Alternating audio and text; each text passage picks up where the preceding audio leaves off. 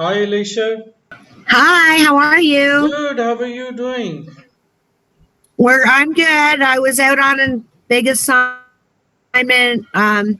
Sorry I missed the last two classes. I'm gonna have to probably hire you to give me some tutoring. Okay, sure. I got some notes that's being prepared.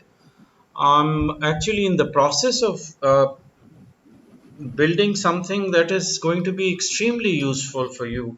That is covering a whole bunch of search queries. And I believe I have more than 100 queries that we were able to put together. So that could work really nicely as a reference guide. So that's coming up. Oh, that sounds great. Yeah, that will be really helpful for you. I'm sure about that. And besides that, I think we discussed with who was there. Makita was there, and I think there was a question from her about the new version, the 5.0, that is supposed to come out today. I haven't received a copy yet. I probably will get it tomorrow.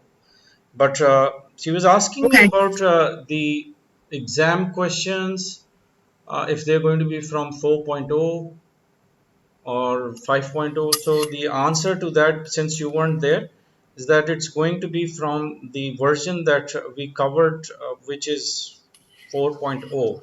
So 5.0 will be an upgrade for you, which of course you're not supposed to be worrying about the exam as far as the newer version. So it's going to be all that I taught you guys from 4.0 is what's going to be part of the exams. So not to worry about that part. And Okay. um, what else? Okay, I got a message. Who is it? This is coming from. How is Sarah doing, by the way? Is she doing okay? Sarah's doing well. She's Yeah, she's okay. she's been Uh, busy, eh? she's been doing another project. Hmm. I've been on a project with the RCMP right now, and it's a COVID project for the federal government. So I was not, I was in the province, just not where I live. I see. So it So it's was been kind of busy, eh? difficult for me. I understand. Things are so busy. Not a problem. Busy is good. It's just that for a lot of people, it's been a slow time with the COVID situation. Luckily, you guys are busy, and that's a good thing. So I'm happy for you that Well, you and guys are. that's why I signed up for the class when I did, because I thought that I would be okay. Hmm. Because a lot of time we laid some people off, unfortunately, at the beginning of January when when this third wave or lockdown went on. And I was okay to do my staff, like I lost two staff members. Hmm. And I was okay doing their work, picking up their work. But now I've gotten really busy Hmm. with another, like with a special project with the government, and I need them back, but I don't think I'm getting them back. So So you're juggling I'm between. working for today. Hmm. It's a. It's Yeah. a. Unfortunately, it just happened at a bad time. Yeah. It's a resource issue. For all of us, even with us, see, we work a lot with volunteers because we don't. We are not commercial setup, eh? So we have to depend on them quite a bit, and especially these days, we are not getting any solid commitments, and so we are behind on every little thing which used to get finished on time or even before. Now it's just dragging, and so nothing gets delivered on time, for which we just have to make some better provisioning in our next quarter. Hopefully, summer usually gets busy for us, so we just have to really Oh, now start to worry about how to pool those resources. And our juggling is between the financials and getting people to work and to deliver, on their commitments. You can't push. You can only go so far. So it's been little difficult. That's the reason why the version 5.0 for the book has been delayed. It just keeps Oh, okay. getting behind. Oh, I got an email from Sarah. I don't know, for some reason it just sort of fell into um, the other emails by, I guess, by my not paying too much attention on some of the, the deeper layers of my emails. I should have looked it up. She was asking about the recordings. I think I'll just give her an answer tomorrow once I speak to those people about recorded Oh, version. okay. I'll let her know. Unfortunately, I mean, she's had a couple of really, really bad migraine days. I think Ah, she's suffering, hmm, and she has a small child she's trying to teach at home.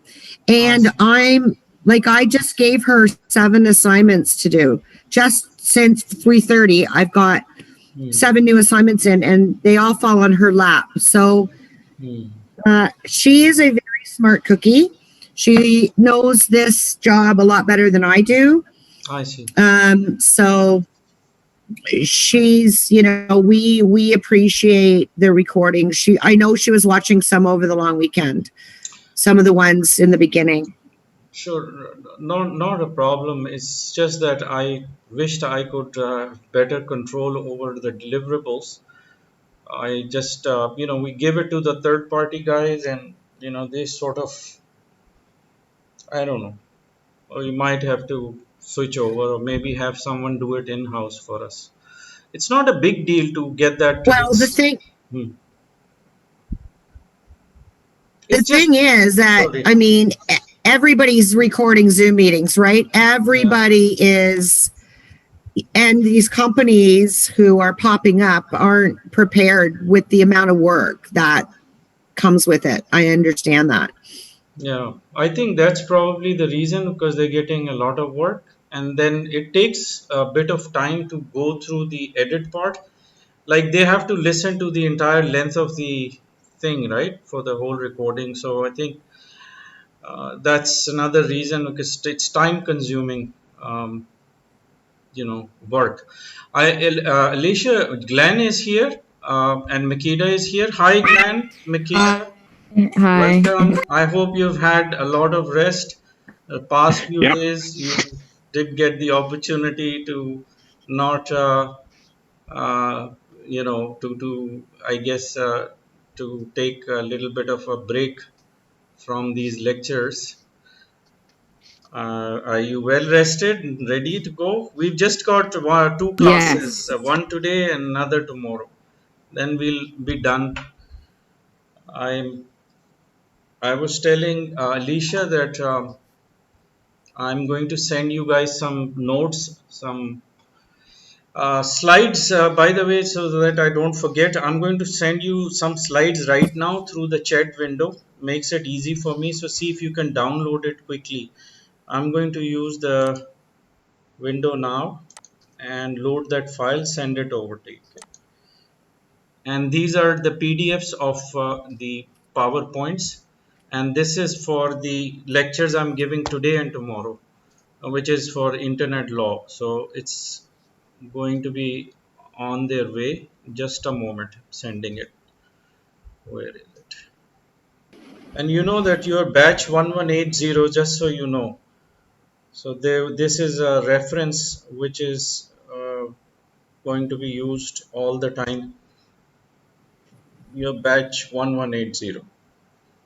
That's part of the password I sent you. Just download this one, and let's see what we have here.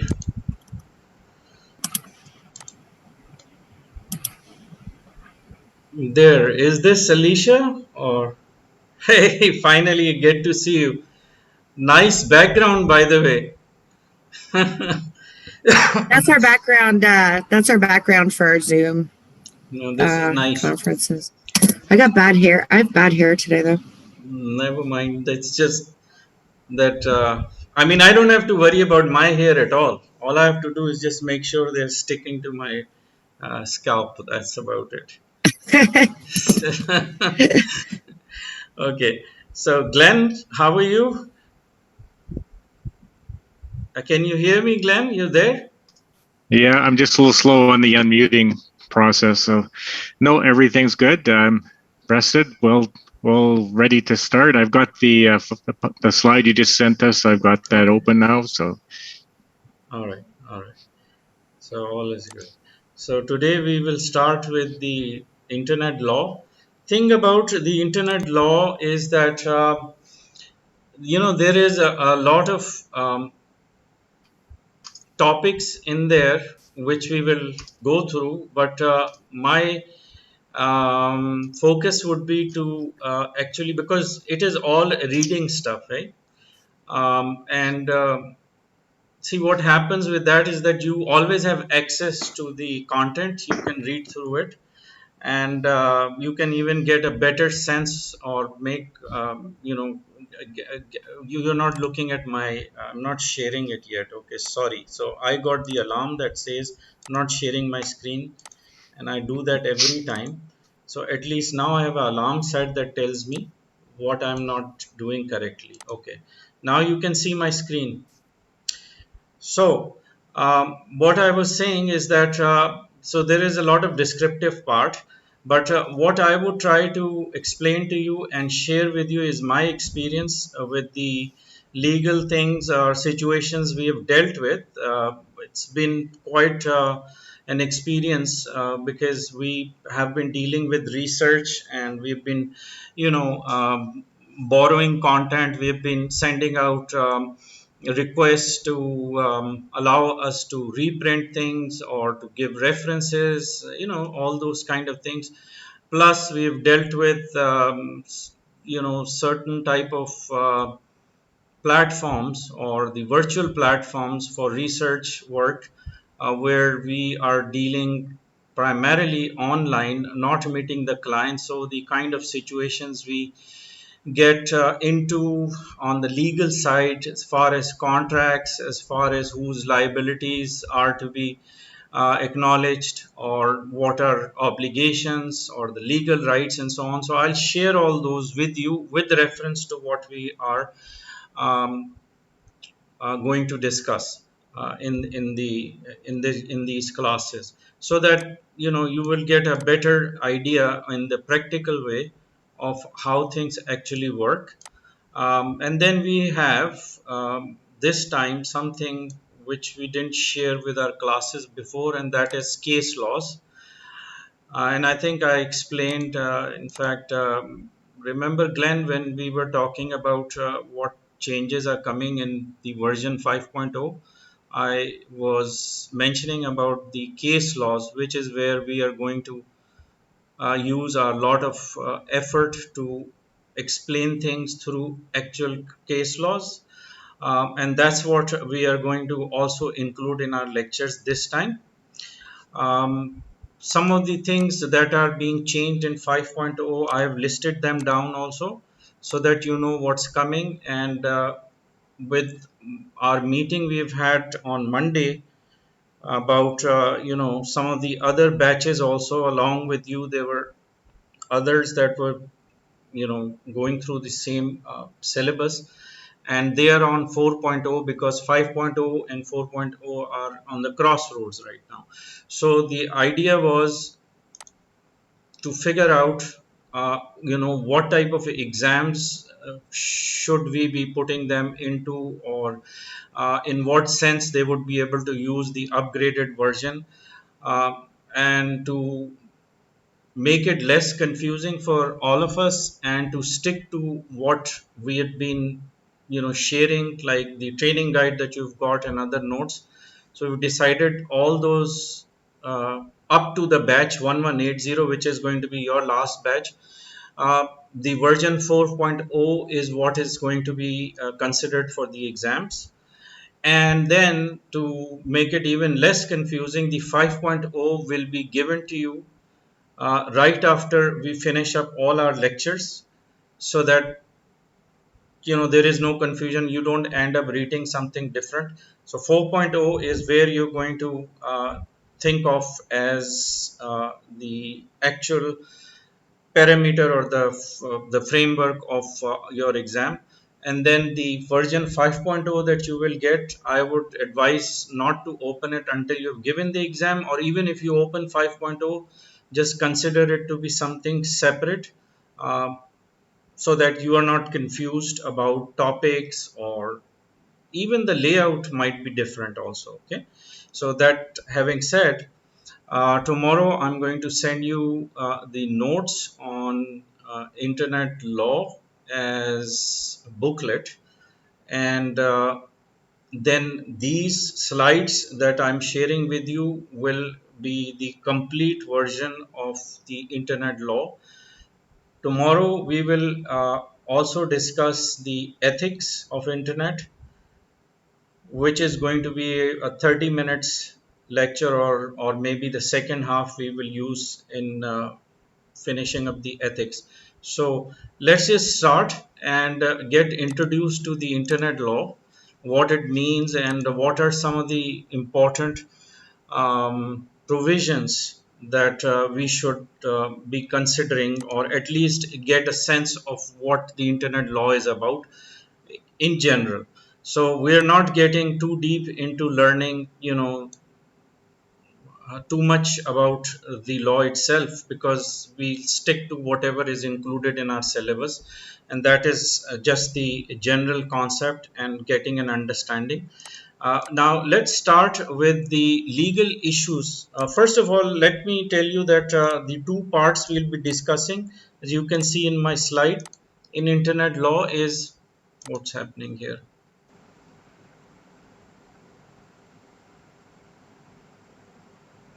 Internet law and ethics of internet 5.0. Now, legal issues in emerging internet technology, we have to look at these to get an idea of what is involved in internet law. There is an issue of internet security, which means that how to recognize some of the the aspects of preventing the data breach, or figuring out what type of different types of scams or spams or malware or those kind of situations impact how we are going to prevent and protect our data. Then we've got challenges in mobile law, or mobile phones, mobile devices. There is an issue of jurisdiction, because those are moving devices, and any activity that you do on your desktop would be done in a similar way, except that you are more mobile moving, so your location keeps changing. And location jurisdiction also means a location to a certain extent where your device is located, or where the activity is done. So it could be a transaction, it could be just browsing, downloading, whatever activity it might be. Jurisdiction really points to where the activity has happened. And there are two players in jurisdiction. One is the owner of the facility or the website or whatever, the data server that you are accessing, the ownership of that, versus whoever is accessing it as a user. So there are two people involved, and therefore the jurisdiction keeps moving in the sense of how these two elements behave. So it could be the user moving, or it could be where the server may be moving as well.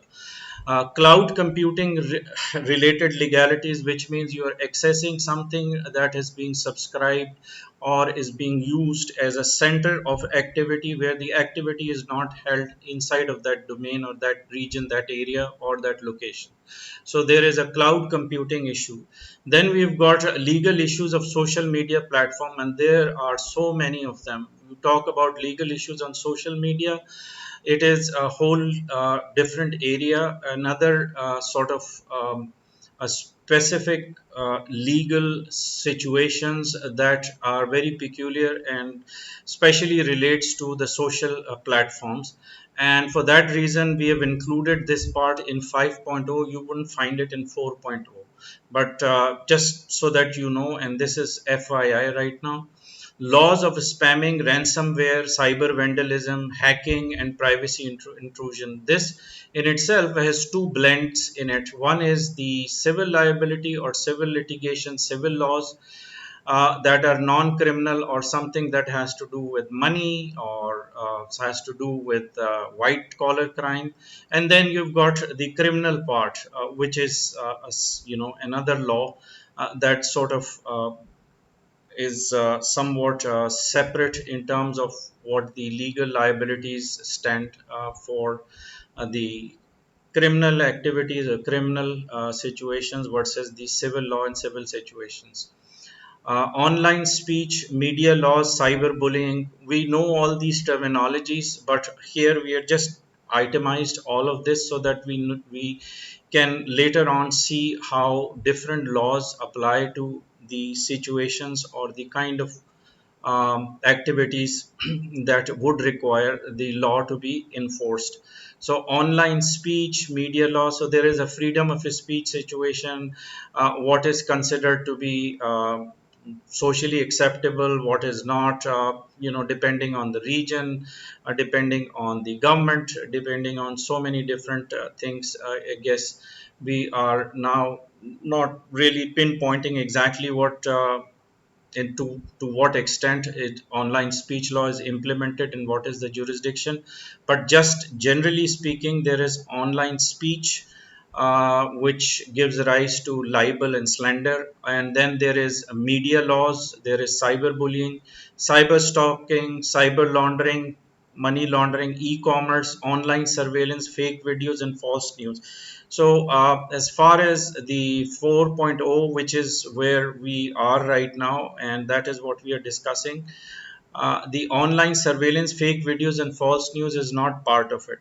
But there are now certain situations which are requiring for the law to actually start creating certain provisions and certain framework of how to obtain the digital evidences that would not only be acceptable in the court of law but also be convincing enough that, given the intricacy of the technology that is evolving, the legal system would find it very difficult to go through it and figure out the validity or the correctness, or you could say, to admit that digital evidence these days, and for the juries to be able to get the convincing verdict that those videos are fake or real.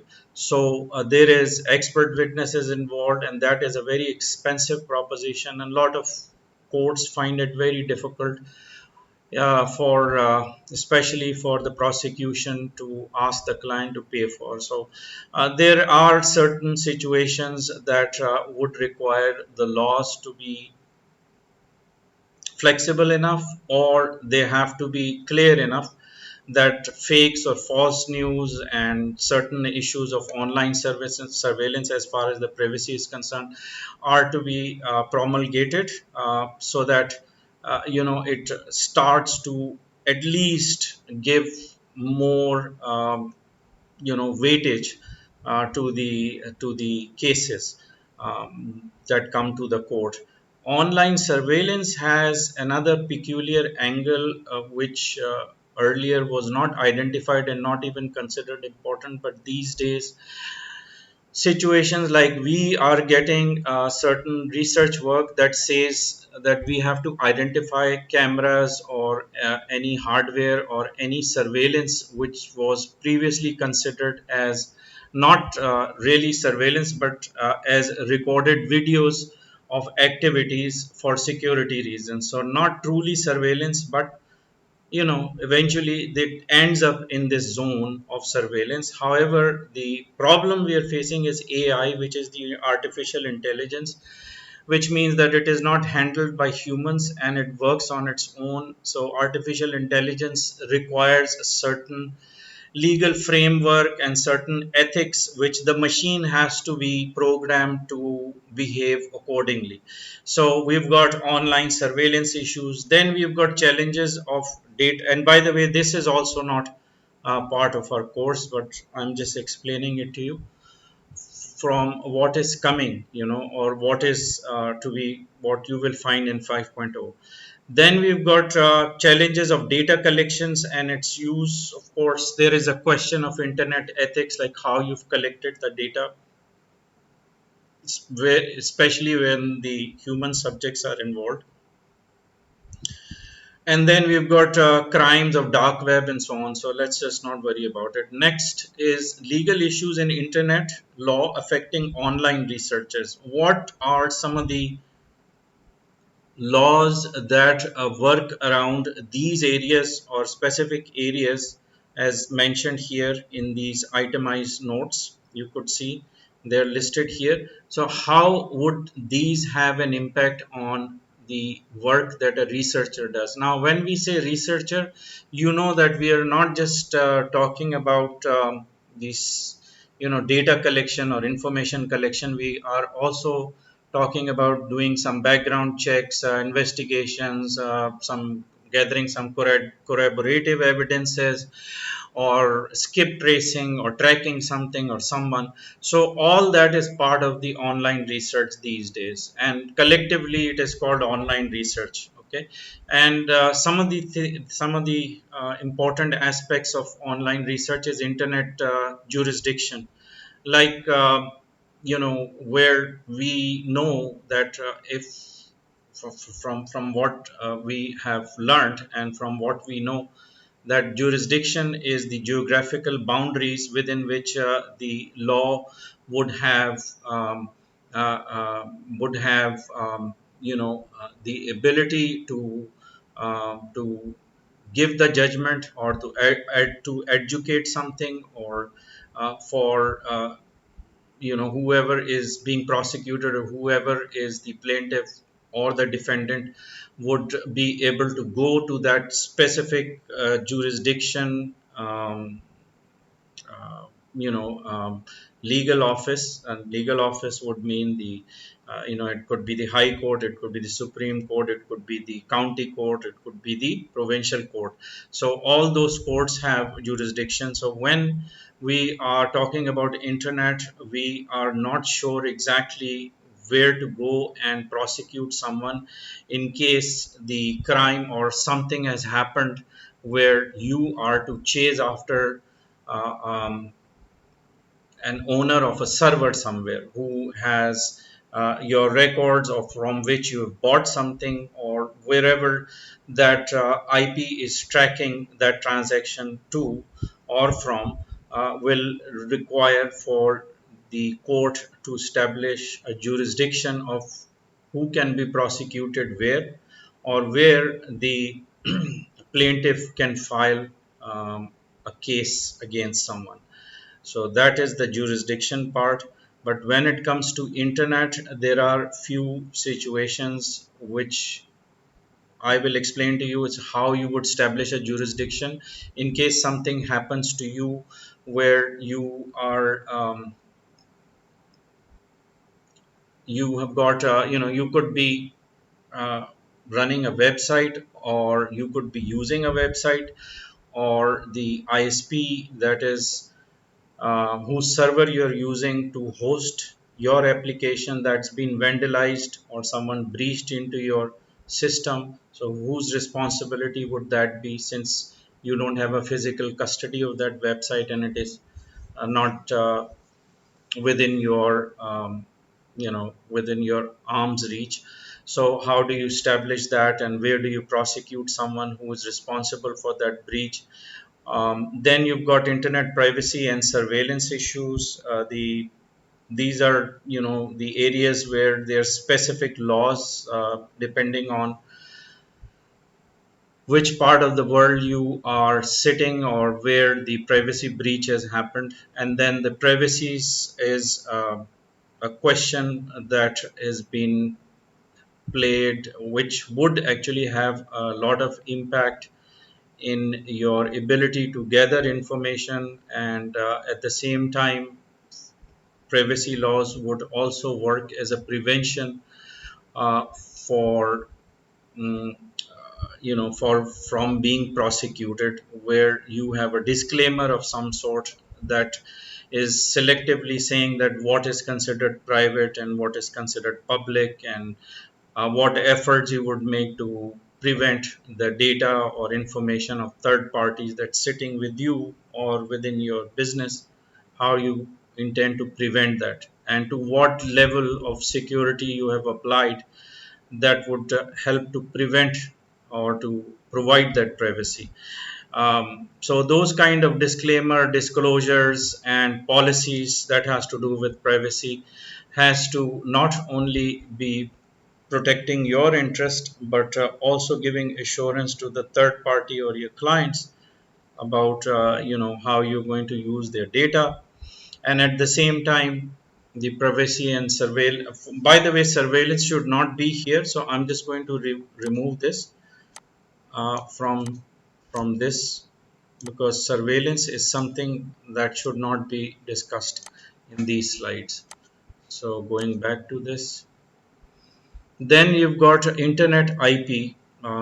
The IP here means not the IP address, but intellectual property. This is going to be something that we will discuss in great length, because as a researcher you'll be collecting information, using that information with permission or with reference to, or giving some sort of credits or giving acknowledgements, and so on. So there are certain ways in which you're going to prevent the copyright infringement from happening, as well as using somebody's logos, trademarks, pictures in your writings, or even if you are using it for the client, or the client has asked you to use certain pieces of information, and you have certain responsibility as well to ensure that whatever you are getting is actually is not is the intellectual property of your client that's being handed over to you, and so on. So you would have to really hash it out and figure it out to ensure that the work that you would be doing on uh, copyrights or trademark elements that are given to you, provided to you, are copyright and trademark independent, or they are not being infringed in any way. Then you've got digital evidence. Digital evidence collection, Alicia should know better, but I would say that collection of digital evidence sometimes is very tricky. I guess it depends on the jurisdiction, depends on the knowledge of the judges as well, because some of the judges are very reluctant to accept new things, or they don't like the technology. It's just a personal thing, but I don't want to say that you know the legal system is not capable. But all I'm saying is the some of the judges out there are not very accepting of digital evidence unless you have given them enough assurance, and there are experts involved, and there is a lot of money involved to get that through, or for the judges to accept it. In the cases of uh, domain infringements, IP infringements, in the cases where certain evidences are being cross-examined by the, let's say, by the defendant's attorneys or defendant's experts, in a way that it causes more confusion than give clarity. It makes the evidence look very pale, or look very you know flawed. So digital evidence has to be really very clear, and it has to be direct evidence. It has to be preserved properly, so there is a procedure to do that, and so on. So digital evidence collection and maintaining the integrity and collecting it in certain way is what we will we ought to know, as someone who is using that information. Deep fakes and fake news, I told you, fake news is a problem that is not new. It's just been around for so long already, especially with social media. So to go through the different scripts or different content, even video clips, and figure out if it is fake or real, you need a specialized knowledge and have an understanding of tools, including forensic tool, OSINT tools, to to gather evidence. Even in digital evidence, OSINT is open source, I guess, intelligent softwares that are extensively used these days. So we have to have the ability to understand that in terms of law, there is always some legalities that revolve around these situations. And one of them in deepfakes is that the evidence collection is not good enough. It is how you are going to present that evidence so that it becomes believable, which means that you should have direct access to certain type of files that can identify that collected information to that device that actually did the recording, for instance, is the kind of evidence to the extent in which you would be able to have to go to find that. So it might be the situation where forensics is also involved. AI responsibility is another area that we would be discussing in 5.0. Artificial intelligence means to what extent the machines are behaving, and yet when they are doing surveillance or collecting information, making decisions for someone, are they infringing on someone's privacy or rights or intellectual property rights and so on. So AI responsibility is another area. Information and data confidentiality, we know that integrity of data is one thing, but confidentiality agreement that is not only implied in but it is considered to be to be actually executed in a very formal way, so that non-disclosure and confidentiality agreement is signed between you and your client. So once you sign that, you are really going to be responsible for whatever information or data that's shared between you and the client, and for the client to share their data with you for any research. Slander and libel in social media is another area, and there are I don't know if you heard of um, websites there that specialize in tracking your reputation. It's called reputation management in the internet, where certain personalities that are famous, or certain type of products, or certain branding that gets tarnished or it gets blurred because it is losing its goodwill, since people have started to spread some sort of rumor. And if the information is incorrect, or if it is intentionally being misrepresented, which means that it is a case of libel, you would have to have to check it throughout the internet by running certain queries or using certain software to keep to collect that information, and to see where the sources are for that piece of information which you feel may affect somebody's reputation, so that you are not only monitoring it, but at the same time you are proactively making sure that you are addressing the issue with the source where it is coming from and asking them to make corrections. But at the same time, this is not something that applies to public information that is in the government database. So if it is somebody's marriage issue, or if it is somebody's cases in the court of law, you cannot you know mm, consider it for mentioning it in the social media, even if it is public.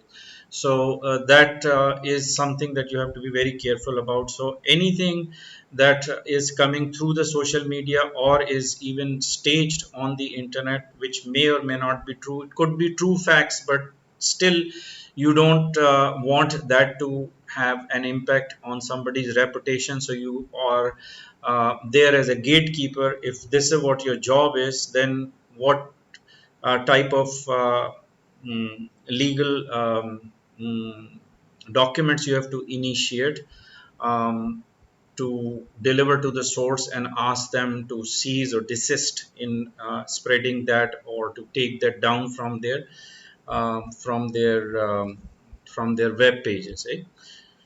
And then public opinion and so on. So we'll discuss public opinion later. Areas in internet law which is going to be important for research purposes, for researchers, is intellectual property law. So you are not basically infringing on somebody's copyright or trademarks. There are public licenses. There are certain public licenses which are conditional, or there is what we call Creative Commons. So that is another type of license.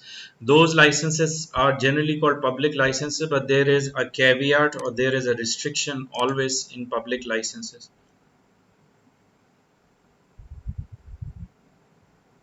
Social media and the electronic service. Let's just share this. It's coming from Alicia, and if you can read this through, I'll read it. She's saying that there was a landmark decision, one of the first in Florida, regarding social media and electronic surveillance of a claimant on an injury claim. The judge refused to accept the FB pages as evidence due to the fact that Juster captured the pages and watched the claimant's page all day long at his desk. Okay, the adjuster captured the page. The trial judge said, this is not going to be the trial by Facebook in my courtroom. Any social media produced must be completed by an expert in the file, and the person must be available to testify in the court. So, the Alicia, so what is it that, in your opinion, was the reason exactly? Because I mean, capturing the face could mean 10 different things, like how they have captured the face, the page.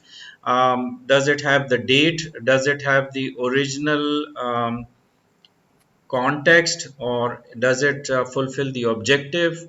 um, the judge refused to accept Facebook pages as evidence due to the fact that Juster captured the pages and watched the claimant's film all day long at his desk. The trial judge said, this is not going to be so. What does it mean, like in the sense of uh, you know collecting the evidence was an issue, or was this a piece of information that actually points to whoever the defendant is as someone who had done some activity that got highlighted? Right. um, So sorry, that was I went to try and find the decision so I could post it. So I was a little bit late, and I know we've moved on, but no, it's so not a problem. in essence, Hmm. this is a personal injury claim in the state of Florida. Hmm. And what happened was the subject of the investigation, the injured party, his claim was being looked after by a state farm adjuster. Hmm. The adjuster didn't believe the validity of his injury. So all day on his computer, using a different screen or a laptop, I'm not sure how it happened, but he would watch all day long the claimant's Facebook page and take screenshots Hmm. of what was appearing, what he was doing. And this is like when Facebook was pretty new. So everybody was like, oh, here's my tuna sandwich. Oh, I've just gotten into my car. It was sort of like that at the time. So this adjuster would take screenshots on his computer. And he produced a binder full of them at the trial. His counsel used his binder of evidence. Essentially, the trial judge said, well, wait a minute. So you've captured him walking his dog, cutting the grass. He's posted about cutting the grass. He's posted selfies with his dog. They're on the beach. But how do I know that this is a non-biased snapshot of this gentleman's life? So, I see. as investigators, we are neutral third parties. We do not have an opinion. I never have or give an opinion in a personal injury claim, whether the person's injured or not. All my observations are as a neutral third party. And being licensed by the Law Society in Ontario, if I were to, I mean, I guess I can give an opinion, but Mhm. um, I am a neutral third party. So this adjuster in Florida is not a neutral third party. He has skin in the game, sort of say. He doesn't want to pay out a lot of money, this guy. So the judge said, how do I know that this is an accurate rendering Mhm. of this Facebook that you're capturing? Because there's no pictures or there's no posts of him saying, oh my God, I spent the whole day in bed, or I'm So, in so much pain I can't move today. So got it. that's essentially, this is not trial by Facebook. So I guess in from what I understand, one thing is that there is a bias. Obviously, there is an interest of whoever captured the activity has a interest, financial interest, or whatever you may call it, in the activity of someone. Then there is a question of how they have captured the information, meaning that because when you are taking photographs, you can use different angles, and that is a kind of a bias also. And just so you know, I don't know if you saw the book, there is a different types of bias that can happen when you are using certain surveillance devices, including video cams, the angles that you use, and so on. So that was one thing that added to the, um, I guess, for the judge to not accept it.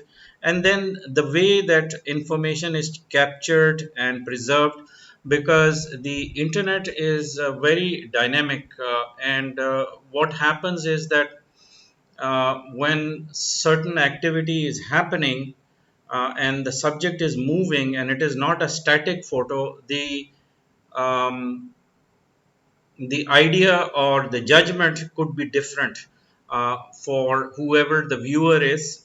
They would think of the surroundings, they would think of all the elements or objects that are around that person, and you can place now with the deep fakes that person in that surroundings. And for someone to capture that as a digital evidence, that is purely coming as an uploaded file at a certain date, meaning there's a date and time stamp involved, then you don't even have the XEXIF files, which actually tells you the details about the exact time and place, or whatever information is captured in the hardware of that device at that moment.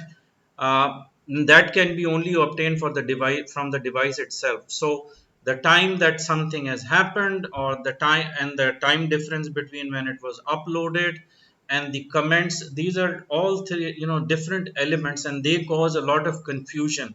And therefore it also gives a lot of leverage for someone to alter all these different elements that are, or the different timelines, or the different events, that are not combined together in the same time. So that's why you can make those changes at different times, at different events, at different loading time, or upload could be different. Um, you don't have access to the direct information from that device. That is a problem also. So this is very confusing for anyone to work with, and the judges in particular, they're not very happy with it unless there is an expert in the room that would say that, or would have. And even those experts are very regular. I've seen in the Ontario's Superior Court, um, where I have had the opportunity to go many times with these situations with expert witnesses and all that. So even those people are regulars, like judges know them and they have trust in those experts. So that is also okay. So Sarah is an expert also as OSINT.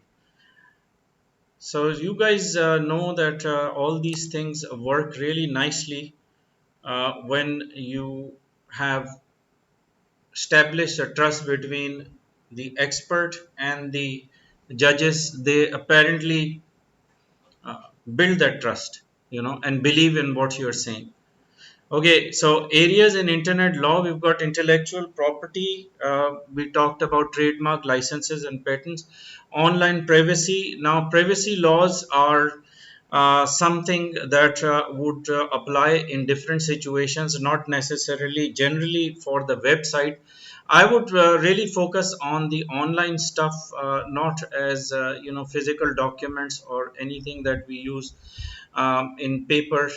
So let's just assume that it is online privacy and online. Everything online over here is what we are discussing. So, laws addressing privacy issues caused by collecting, storing, and transmitting data using new technologies. As far as the privacy laws are concerned, you have seen it even with Google. If you go and do your adjustments for the browser, you could see that the privacy settings to tell you pretty much everything about what is considered private in the case of Google, and some of your information where you have privileges to prevent or to extend to which you would be able to share that information. And then by using those platforms, you are giving away certain rights by default, which means no choice there. So all those privacy statements, privacy laws, disclaimers, and those legal writings, you have to um, acknowledge as having read, number one, and number two is that you agree with them. So once you have done that, you have the privacy laws all given up from your side for as much as they can take from you, and from their point of view, they prevent any sort of obligations and any liabilities as well. E-commerce financial transaction is at the crux of it, where the transactions are actually run through the terminals. I don't know if you have had the opportunity to look at how the shopping cart is structured and the different steps that you have to go through from the point that you select the product and the time that you enter your information, and eventually go through the payment gateway. And when the transaction gets done, you get an acknowledgement or the invoice or the bill of that transaction. So all these different steps have different legalities, different liabilities and obligations for the consumer on behalf of those whose product you're buying. And then there are certain legal aspects of terms and conditions that only apply to the payment gateway, which means the Visa and the MasterCard. Then there is a merchant account where the bank is set of that client, that is separate from the Visa and MasterCard. They have their own set of terms and conditions. And when your transaction gets finalized and you are able to get a receipt that says that you can either download something or they're going to ship something for you, at that time you've got another set of terms and conditions, which means that they're going to mention return policies, the the warranties, their obligations, the process of what you call refunds and so on. So all those are part of the e-commerce, and the laws that govern them or works around them are actually only confined or are only workable to the extent where the jurisdiction lies, which means that if the transaction is done where you are or wherever you are sitting and you have purchased something, you as a user or a consumer have actually agreed to terms and conditions of everybody in the loop or everybody in the process.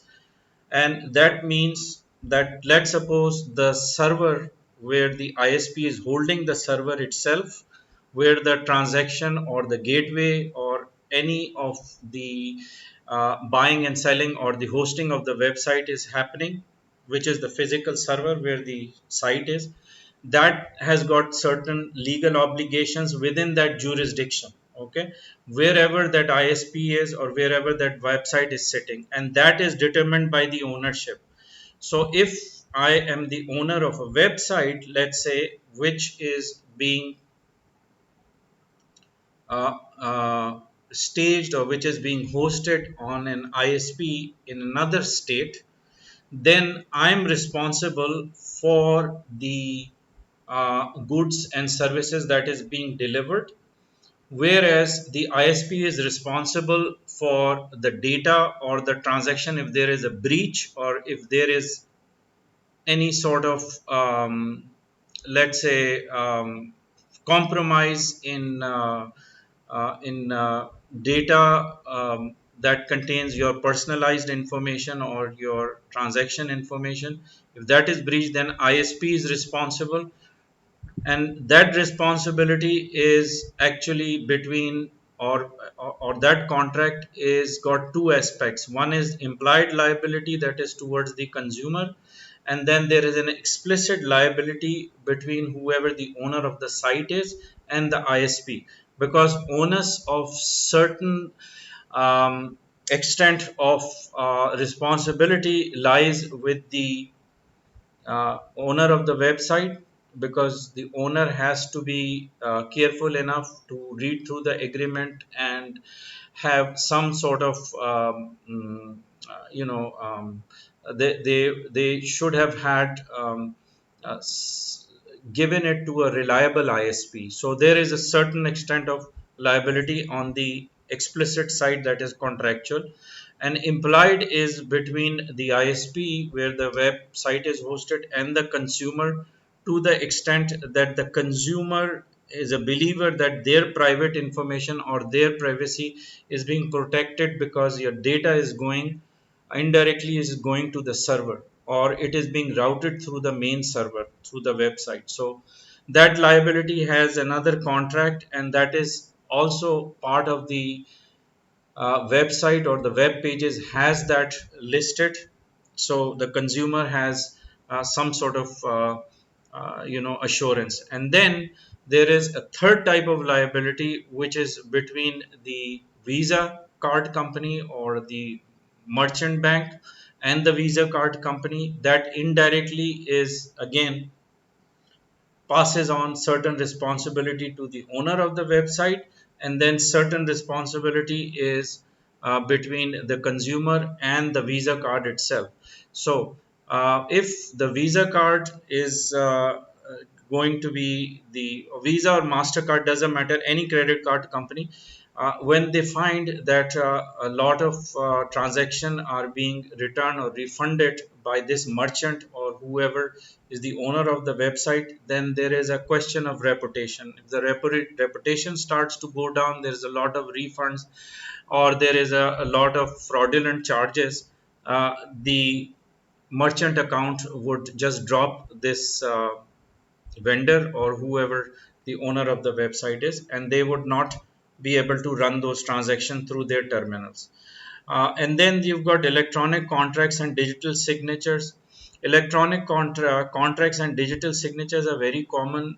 Most of the um, digital signatures are well, first of all, there are different kinds of digital signatures. There are encrypted signatures.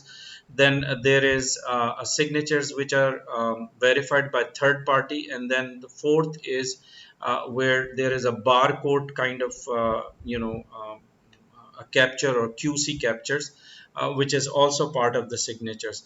But these signatures or digital signatures are acceptable in the courts, but certain courts would not accept it, especially in certain cases where two parties are involved, where one is doing digital signature and other is doing hand signatures.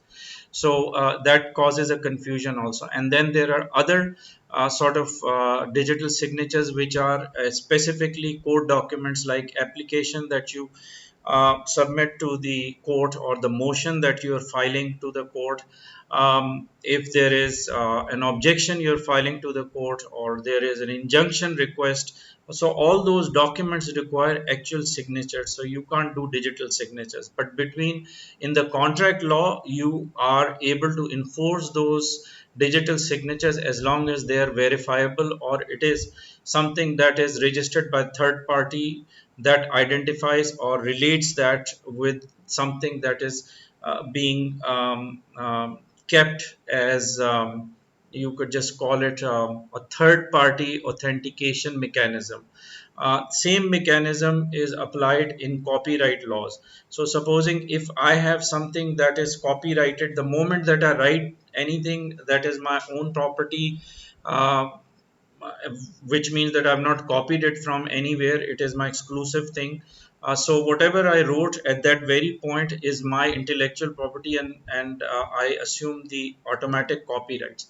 However, for me to prove that it is my own original work, if it is not handwritten, that is, and the handwriting is not a problem, then we are talking about digital writings, and those writings have to be either acknowledged by third party, or it just by registering it with the title or subject, or few things that are required by law in copyright filings is very limited. It's not enough for me to and it will take me a lot of effort to prove that it is my original work. So what I do is I make a copy of that, make a CD, and there are third party companies who I send these CDs to log them and put them in a safe or in a vault, so that they are acknowledged as original. And when the time comes if somebody infringes on it, I can always ask or put this as an evidence by obtaining it from the third party. So digital signatures are exactly like that also, when they have to have a blueprint or some sort of a third party mechanism that actually keeps the original signatures as something that is compared to the ones that you are using in your regular correspondence. And then you can also create an image copy and preserve it, and then use it as something that you can copy and paste it. But when you do that, there is always an issue where you could say that it was not in your custody, or somebody took a copy of it and pasted it somewhere. So that is another problem. So truly the digital signature does not mean the hand signatures. What it means is that there is some sort of code, a barcode, certain sort of a way of writing that is got a peculiar marks around it, like dots all around it. Some of the dots are invisible, and that capture is actually placed with third party, so that when it comes to authenticating it, you can always obtain it and compare it. Then you've got online liability like torts, negligence. What are those? We will well, by the way, we don't have torts in our CIRS. Negligence and discrimination, we don't have it right now. So defamation is what we will be discussing.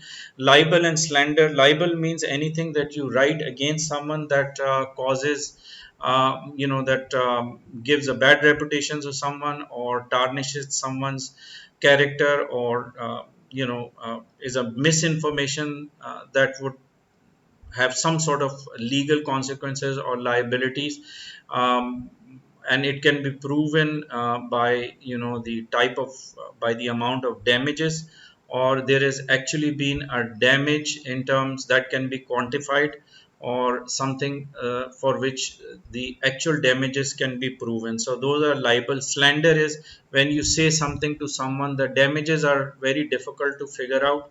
However, slander could mean any amount of damages depending on the reputation of a person, or anything that sort of is used casually, but it may turn out to be something that may have consequence in someone's career, or especially in social media, if the comments are being used against someone when at the time of hiring or the employment or something like that, then slander is what is considered as part of defamation. So libel and slander are two different types of defamations that happen a lot on the internet. Raves and rents, I mean, people do that. Then internet crimes, well, we're just talking about hacking and some phishing and certain type of we'll discuss in detail. There are like different ones, so we will go through them. So these are the areas in internet that we would like to talk about. Jurisdiction is most important, because if you're out of jurisdiction, or if your personal jurisdiction does not exist, then the local courts or any of the courts cannot prosecute you, and therefore that would cause a situation where the jurisdiction needs to be established, so that if there is a complaint against you, or if the plaintiff has to file something, even if the authorities have to file something against you, then it has to be within jurisdiction. Jurisdiction can be based on if you have caused harm, or there is a crime, or there is a civil liability, uh, that is dependent on the occurrence of an event or situation, or anything that you have done, physically performed something that that is within a certain area, certain geographical zone, where the local courts might hold you responsible, and then you decide to travel somewhere else, while you don't have a permanent residence somewhere, and you were just passing through a county or a town, and there was an accident, or something that you did, you had a bar fight or something, and then you decided to just go into the next county, and then eventually go hundreds of miles into your own jurisdiction, which means that your place of residence. So the jurisdiction would be determined by the place or the venue where something has happened, and that jurisdiction can be challenged, or it can be moved somewhere else. So that sort of the whole situation would require for the court to decide to what extent the jurisdiction can be applied. If it is really a crime that cannot be moved anywhere else, especially if it is a like if it is really a heinous crime, or if it is a kind of situation which is totally criminal and has caused the harm to somebody who is a resident of that county, then the jurisdiction is not based on the residence of who caused it, or the defendant that's responsible for it, but rather for the court to decide, and for the court to ensure that that person is held responsible within the jurisdiction of where the crime has happened, or where the event has happened. So that needs to be figured out. So whether the court has the authority over the subject matter is the type of situation where certain laws are applied. So if it is a family law, the jurisdiction would be different, which means it is a matter of subject. If it is a county, a matter of county, where you have you know um, violated some city laws, then the jurisdiction is a matter of subject. And then there could be some other events that would tell the law enforcement, or whoever you know is prosecuting you. If it is an attorney, they will have to figure out to what court they should take you. If it is a traffic court related, then it is a specific court. So it is a subject matter. But when it is authority over party, so if it is a personal jurisdiction, which means what we have just discussed is where the crime has happened, whatever has happened in a certain area, depending on the extent to which you are held responsible, or to the nature of the crime, or the nature of the offense. Crime means criminal, but let's suppose even if it is a civil liability, if it is a bankruptcy, you have a business or a gas station in another county, yet you're living somewhere else in another state, but because your personal jurisdiction extends now to the place of your business or wherever your gas station is, then you will be held responsible personally in that area. Even if your accounting work is done, let's say in New York, but you are in another county around New York or another state in New Jersey somewhere, you would be held responsible in New Jersey. So that is a personal jurisdiction. Then we've got a jurisdiction over activities on the internet, borderless. There is a test of how much you're responsible for causing or doing an act that takes you into the court. Depending on the nature of work, if it is an internet related business, then there is a borderless jurisdiction, and that is a gray area. It sort of creates a situation not only for the court itself, but also for law enforcement agencies, like who is, and there are specific type of specialized law enforcement that go and check for the crimes or check for any civil liability situations, for the attorneys to serve the subpoenas or whatever is involved. It just depends on how they're going to figure out to what extent you would, or to what jurisdiction they would want to hold you responsible in. For that reason, they have to do something called a state's long arm statute, which is a small statute. It is sort of on a sliding scale. It gives the law enforcement and the I guess the attorneys on the plaintiff side, and even the court themselves, to figure out to what extent you are involved in that area or in that geography, or uh, extent of the business that is being held, or the activity on that business or around that business that is held inside of that area. So long state arm statute says that to how much of your business you're doing over there, how many times you visit that area, what do you have a lot of customers in that area, what is the volume of the business in that area. I'm just giving an example of a business for now.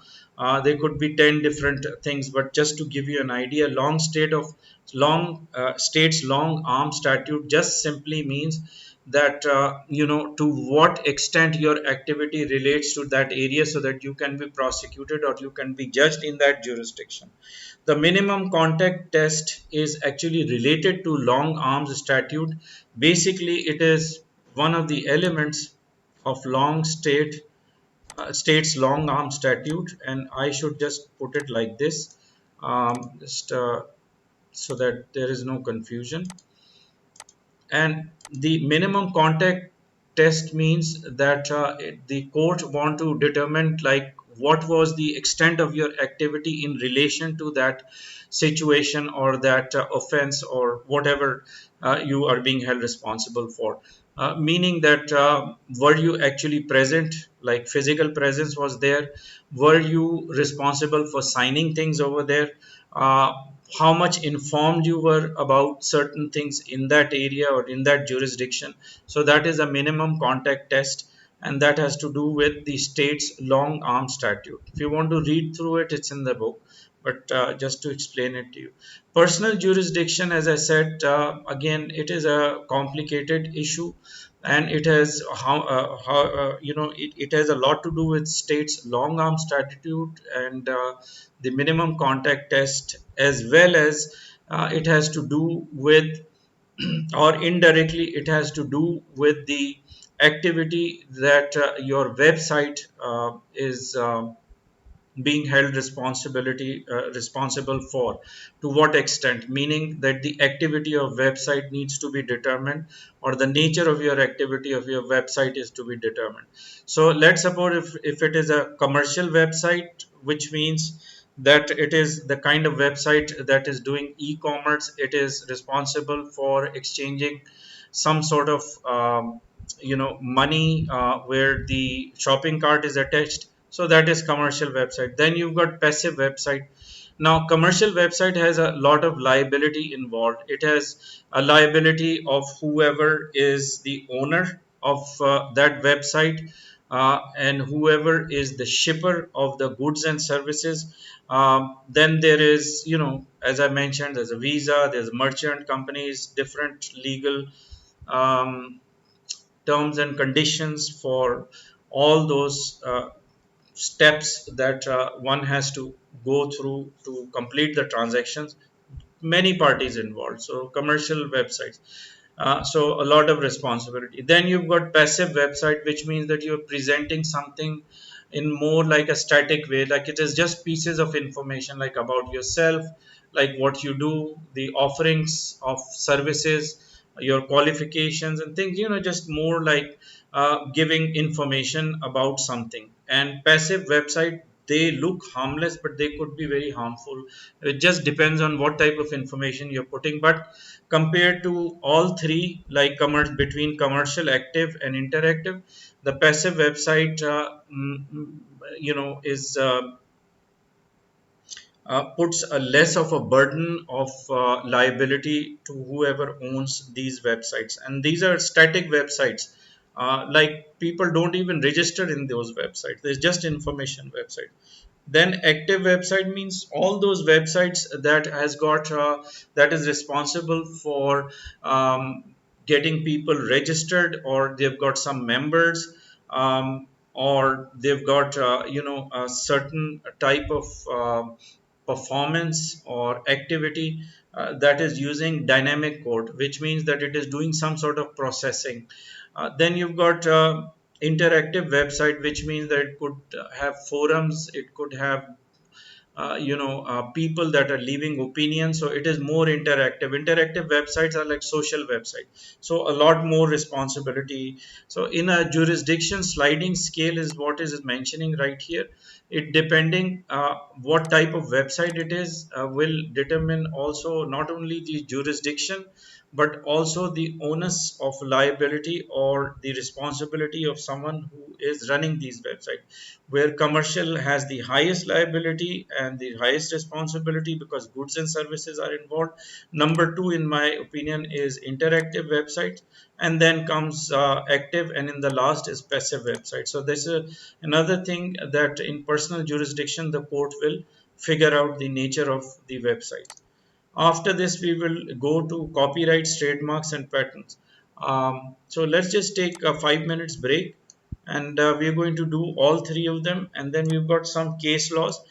Because I've sent you these slides in PDF, you may want to, and these are long ones. If you look at the case study on the left, for, as an example, you could see the subject is copyrights. So this case law is listed over here, and it is very interesting, like something would really make it interesting for you to attempt as well.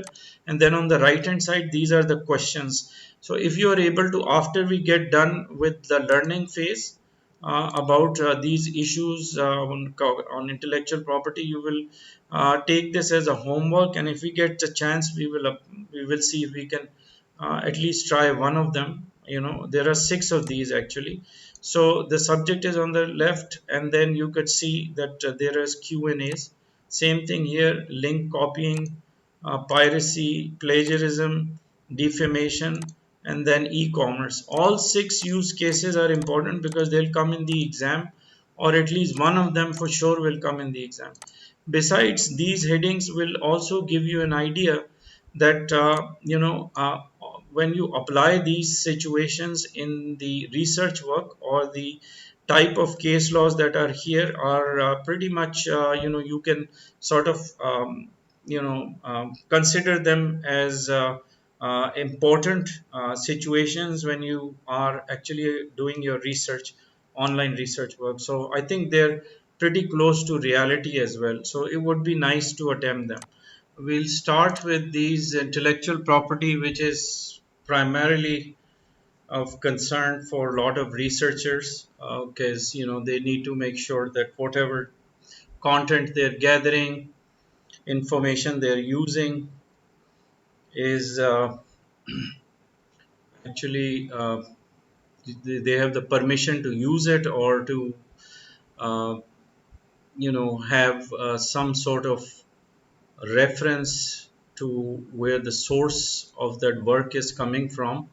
So all those disclosures need to be done, and those are some of the elements of copyrights that are primarily important for anyone who is delivering research work.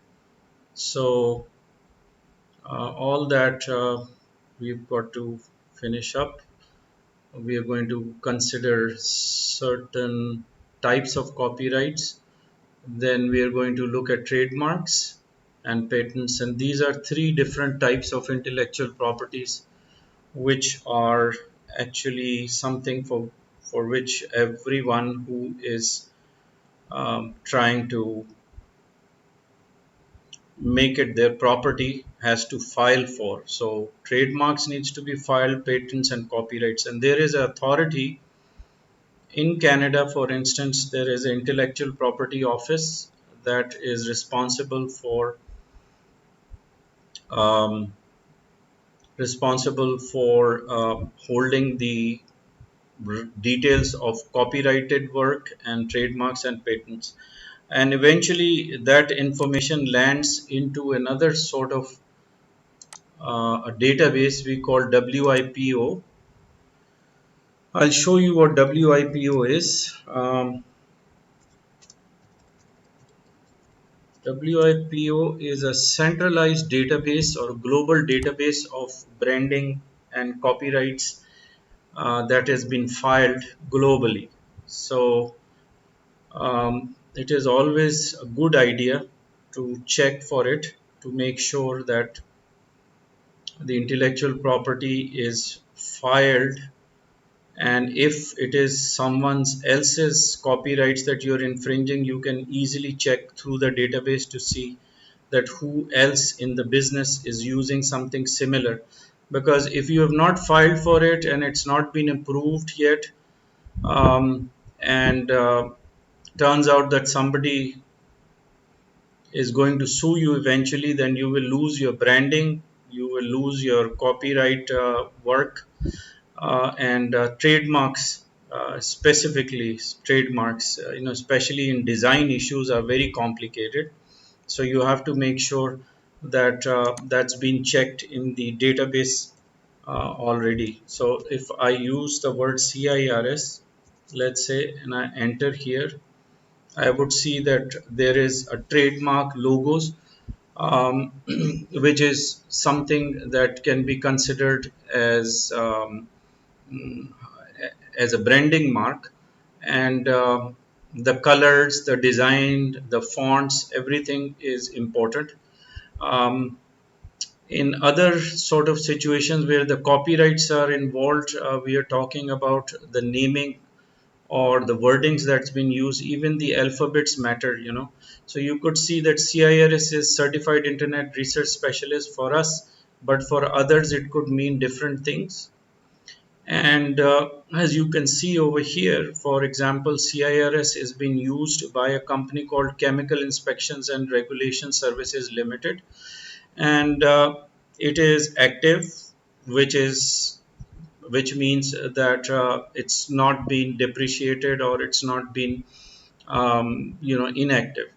And then the source means the organization, or the abbreviations like EM stands for a country.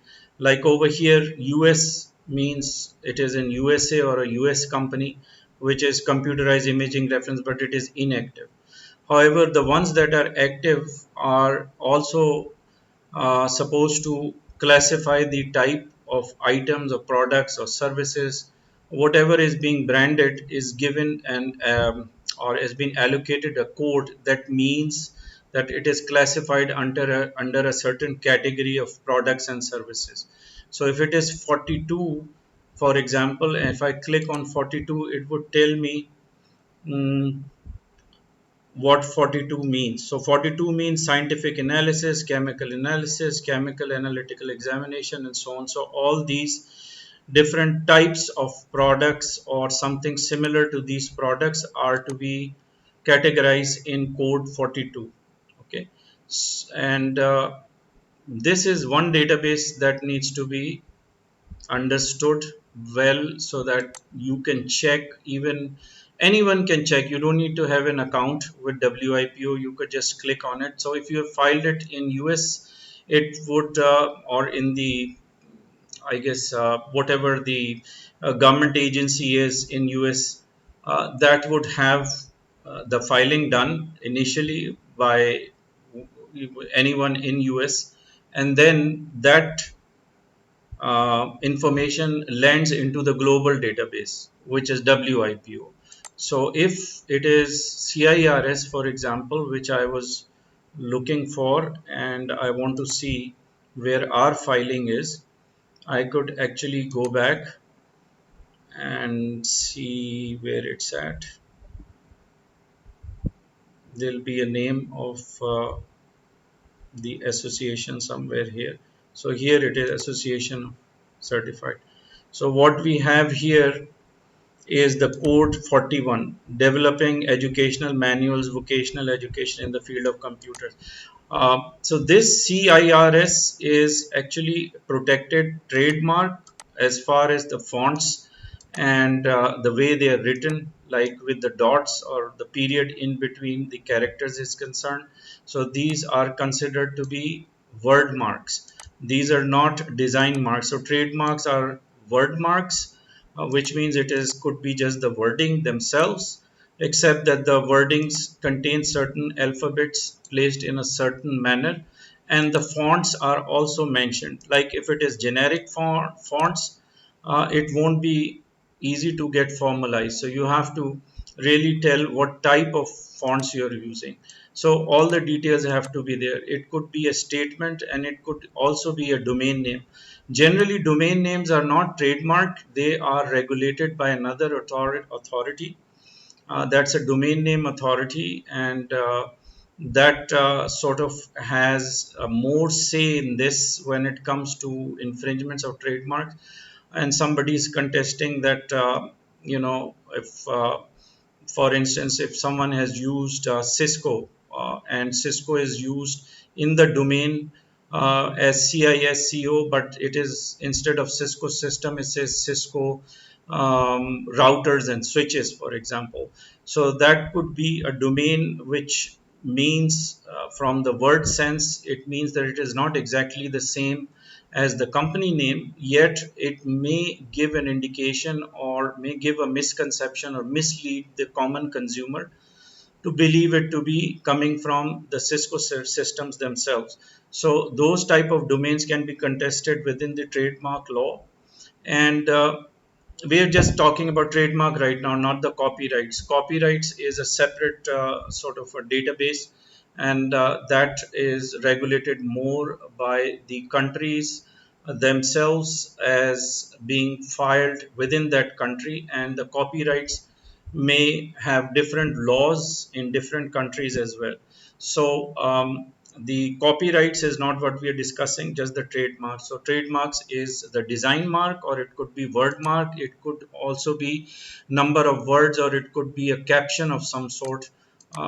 Nike has a caption, go Nike, for example. So that is also an intellectual property, and one of the attributes, or one of the common sense designs that makes the trademark your own or original is the popularity of those wordings, or if those wordings can be connected in the eyes of common consumer to be related to certain products or services or the branding of a company. So that needs to be established. Therefore, the trademarks are a little bit different from copyrights. And let's look at the copyrights here. This includes things like novels, software, plays, films, songs, paintings, photographs, and sculptures. So it is something that is an intellectual property. Softwares are not a trademark. A lot of people ask that question. Softwares may have a trademark as well as the copyrights. So a trademark of a software is built into the software, or it is shown on the website as a brand for producing certain softwares, but individually a software, the way it is written, or the design, the convention that has been followed, or the logic that's been used inside of the coding, or different types of technologies that are made part of the software, are either by design or by process or by method. So design, process, and method, all these three elements can be combined together to give it an intellectual value, or give it the copyrights that not only has to be filed, or it needs to be captured in a manner that this piece of information can be verified by third parties, and also that software needs to have some sort of date and time stamp. Date and time stamping is extremely important for copyrights, and that has different ways of getting established. One of them, as I mentioned to you, is a third party placement of your intellectual work. The other one is that if the original work can be produced by hand or by physical delivery, that is not virtually placed, or that cannot be contested, because it is coming from the hand, or it could be a handwriting, or it could be a design that is uh, somewhat patentable. Or if anything that is patentable is automatically copyrighted as well. Okay, so patents are something that has to do with innovations. If innovation has to do with the design method, and mm, I guess some of the research work that surrounds it, and those patents are such that they are not being contested by anybody else, or they are such that it is turning out to be a differentiator between any other product, then the patents are accepted, or patents can be read by the patents attorneys that only specialize in figuring out if the goods or services can be patentable. First of all, it's not the services, but there are certain services, I'm sorry, that can be patented as well, as long as it is a very specialized service that has got its own tools, and it has got its own value based on certain ideas which are innovative, or which can result in producing some tangible product.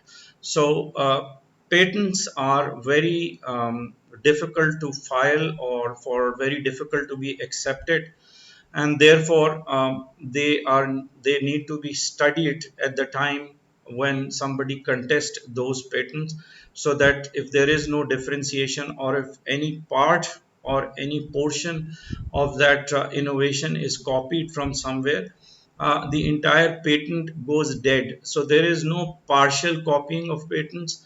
Even if a small part of the patents is being used in the whole of the innovation, that patent may fail to be registered. So that is as far as the patents are concerned. Now let's look at the copyrights here. So you can see there are different types. First of all, what is copyrights or owner's rights? They have a right to reproduce the work. So I can produce as many copies of my books as I want, but only I can produce it. I cannot let somebody else reproduce them. Even if it is a photocopies that somebody is making out of my work, that is an infringement of my copyright.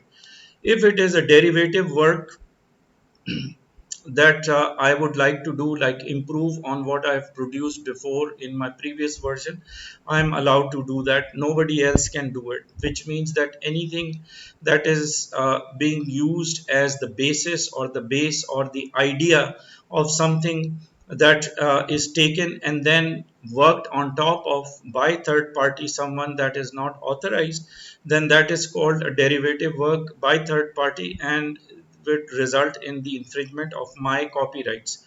The right to distribution is also important. So remember that if it is something that you're using from someone else as an article, or an excerpt from an article, or something that you have used in your research, then make sure that you have given you have given it a reference, or you've given the acknowledgement of where you got it from. Unless you do that, you have no right for distribution or using it. Distribution also means sharing with anyone. It could be without money, without remuneration, or it could be with remuneration. In both situations, the distribution would result in the infringement. And the infringement also means that your goodwill or your reputation is basically infringed upon if your name is not mentioned, of attributes is not given to your work. Then you've got public display right, which means also that, in the sense of when you're doing your research work and compiling your reports, the display right also means that you cannot put it as a reference in any, or now nobody else can use it as a reference, or as a sample, or as a template, or anything that could be publicly viewed. So display right means the public viewing rights. If it is used internally by someone that in the close circles or within the community that is using it for, let's say, for educational purposes, in which case you're giving authorization or giving explicit rights, it would also be considered an infringement of your copyrights. So that is one thing. Then we've got public performance right. So when it comes to public performance, means that your script or your drama or your play cannot be performed by anybody other than who you have authorized. So all these are copyrights because they are referring to intellectual work, something which nobody has produced earlier than when you release the copy of it. Then we've got the types of infringements. These are the rights. Then we've got copyright infringement types. Direct infringement, of course, like I mentioned to you, is directly somebody just copying your work and using it. Contributory infringement means that you have not infringed upon, someone has not infringed upon your work directly, but they have done it indirectly, which means that it could be the second copy somebody has used. So if you see on the websites that there are certain portals or sites that are allowing you to download certain images, for example, so they are causing contributory infringement, and if I'm using that, I'm also culpable, I'm also the culprit, and I'm also responsible. But to what extent the copyrights infringement value, or to what amount you can sue someone, will depend on the extent of work, the amount of benefit you got, the time to time that you have used that work. All this will come into play, and there is a calculation that one can do to penalize you. Whoever owns that work can penalize you for contributory infringement. Vicarious liability is another type of liability which does not pin the entire liability or the obligations, or would not get you sued for the entire amount, only because you weren't aware that whatever you got was actually infringed upon in the first place, or it is coming through the contributory infringement, where you are assuming a vicarious liability in the eyes of the court uh, by not knowing exactly if it was actually an infringement, yet you will be responsible for it. Why? Because it is an implied responsibility, or it is somewhat a responsibility of of whoever is using that work to verify whether or not, or the means or the trail from which it is coming to your coming to you, so that you have taken enough precautions, or you have actually done your bit of work to understand the origin or the originality of where it is coming from. So that is vicarious liability. And then we've got internet related infringements types. So there is something called piracy, which is outright infringement of something that is illegally sold, held, or benefited from by copying, direct copying. Caching is another type of infringement, but there is a gray area in caching.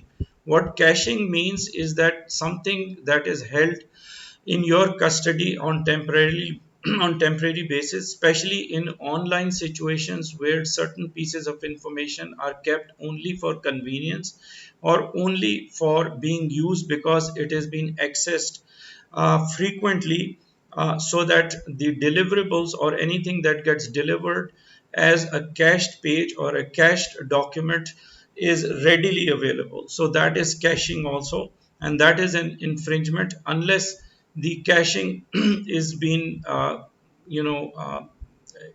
technology is being mentioned to the origin of where the copyrighted material is coming from, so that you as a user or someone who is using somebody's work is actually has informed that you are keeping copies of that work, or those pieces of information is not being distributed without any control. So caching also implies that if something that is cached or held in your database is being accessed by a large amount of people, or it is not being released in a controlled way, and for which you don't have a record of who is accessing it, then the caching would also somewhat give rise to a copyright infringement. It is a very technical thing, and Google got sued for caching pages in a lot of situations, especially where it was caching certain information of pages that were discontinued, or someone else who was prosecuting that material or tracking that material, which is no longer out there, but because it was cached by Google and it got used against the owner of those cached pages, got offended and they started to sue Google for that piece of information being released. So caching is a temporary placement with lot of caveats, with lot of consideration, with a lot of requirements, and therefore they are part of the infringement which can be claimed by whoever owns the copyrights. Then we've got something called page linking. Page linking is a sort of a strategy which a lot of websites, especially the new websites that are coming up, or the kind of websites that require a lot of traffic, yet they are unable to build it because there's not enough activity inside of the web pages, or there's not enough material in the web pages, and the person who put those websites together is in a hurry kind of, and won't give it enough time to gain momentum or to gather the consumers to come on their website because there's not enough material. So they indulge in something called pages linking.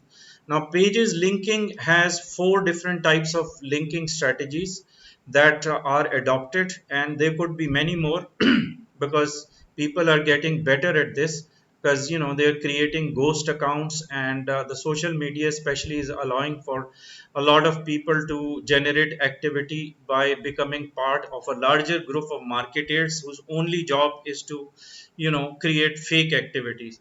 But besides that, let's just focus on these four elements of the type of linkings. Now, what is a deep linking? Deep linking means that these are the kind of links that are embedded in the code of the website, which is very difficult to figure out because you are basically pointing or copying or getting data parsed or being absorbed by some other websites on regular basis or on continuous basis. So that is deep linking, that is done through the coding. Then you've got inline linking, which is another type of deep linking, but inline linking means that you are basically um, copying something that is displaying on your website while it is running on the other site.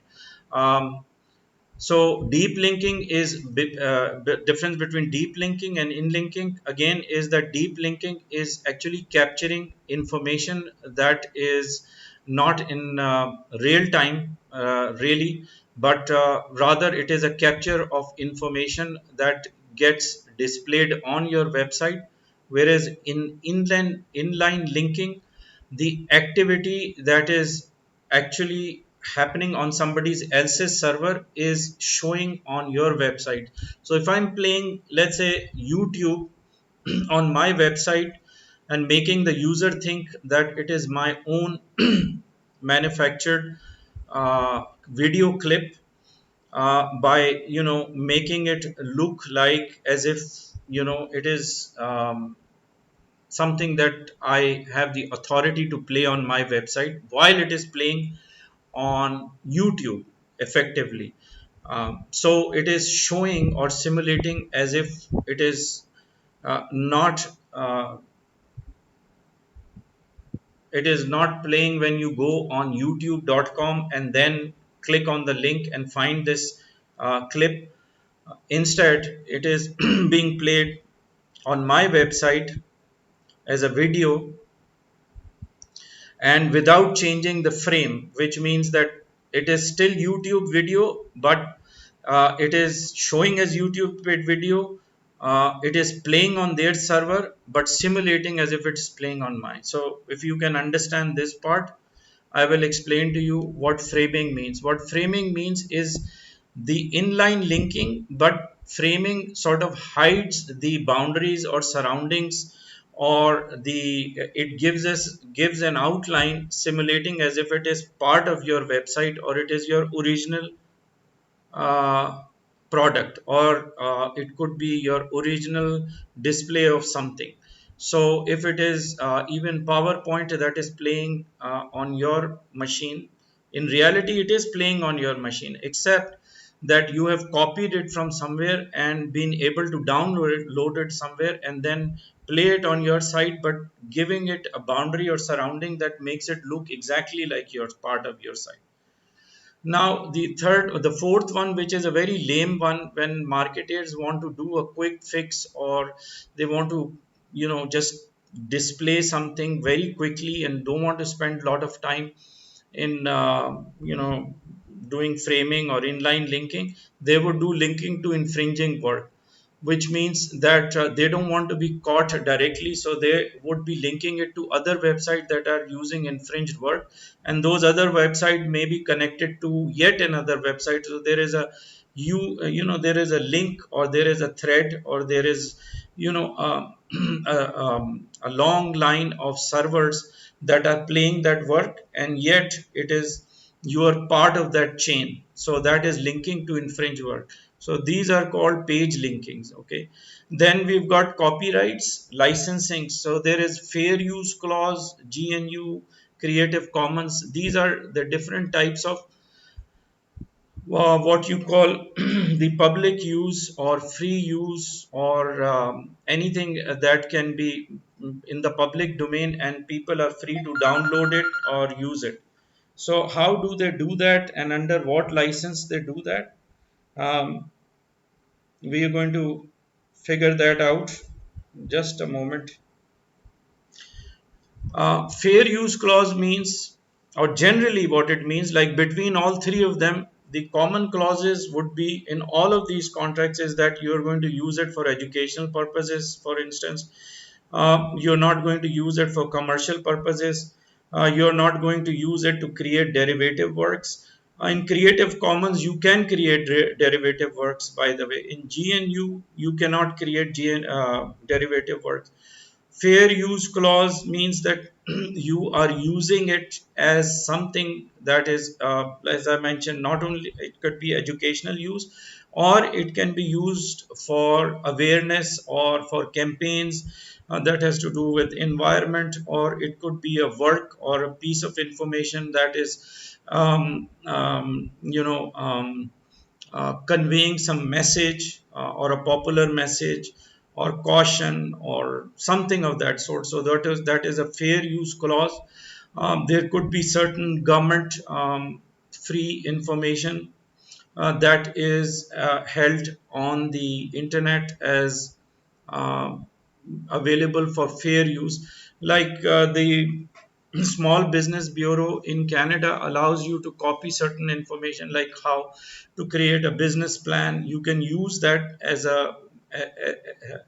a work for yourself, or for you to prosper in the business or get a loan from the bank.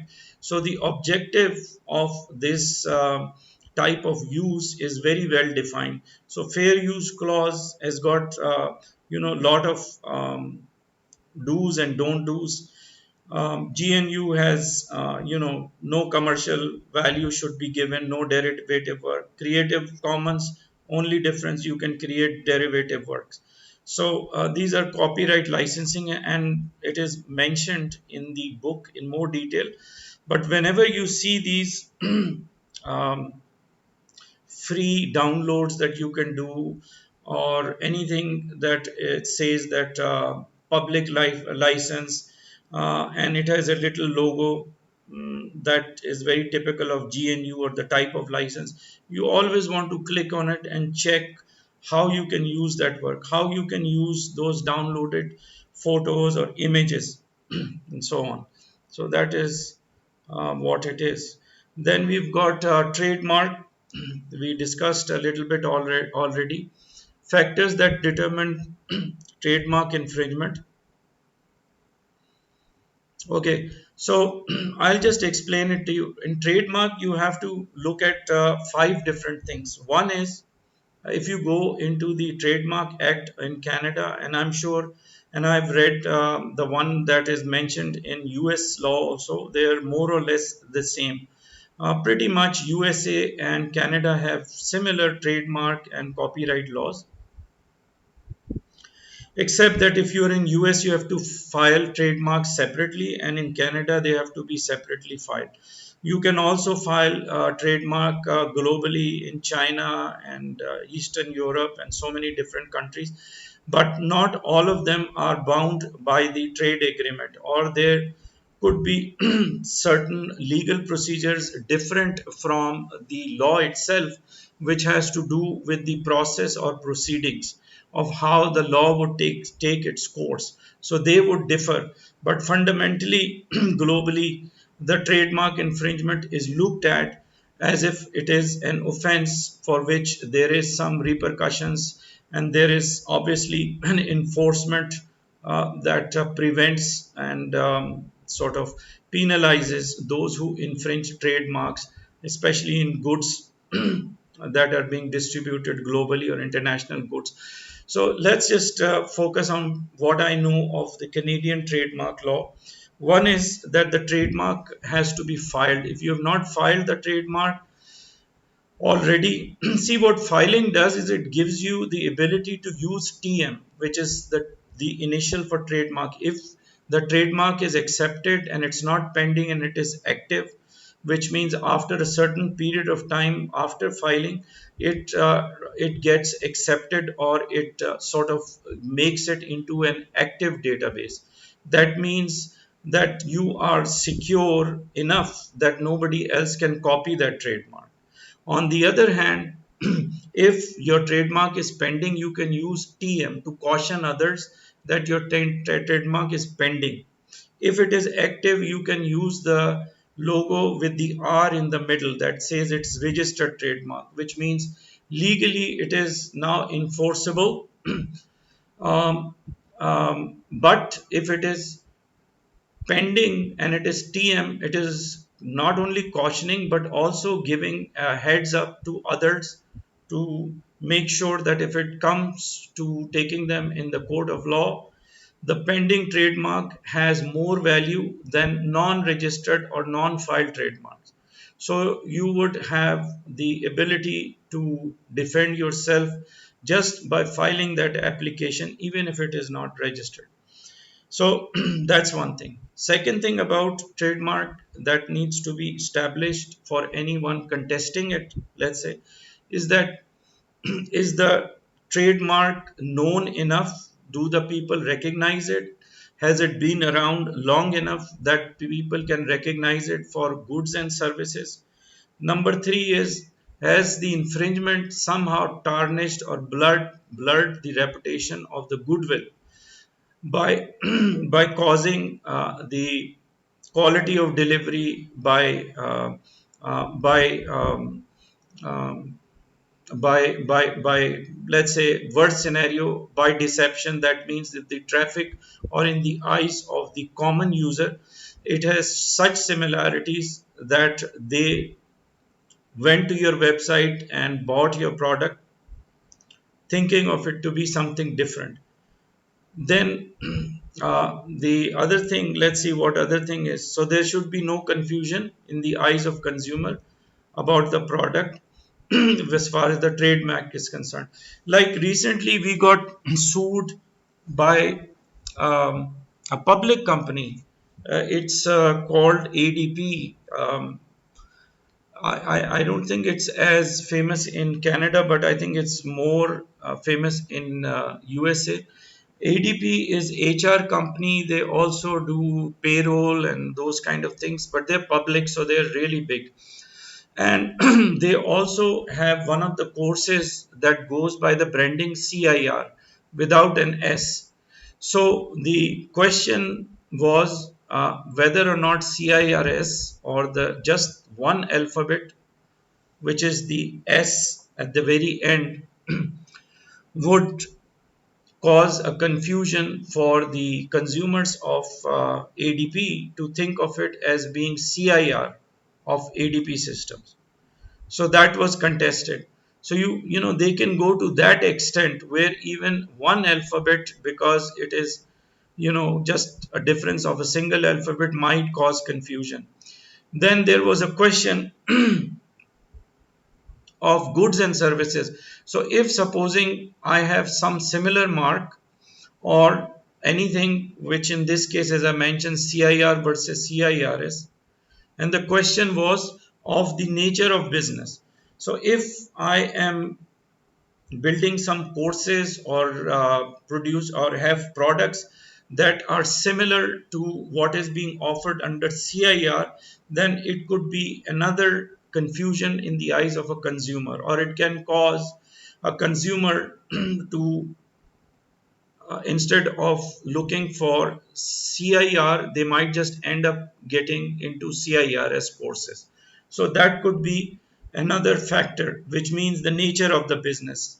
Coming back to the classification, when those CIRS and CIR being filed, what class of goods were being were being filed under with CIR versus CIRS. So if CIRS may have a class of goods which fall under class 56, and in CIRS is class 42, so it is another differentiator.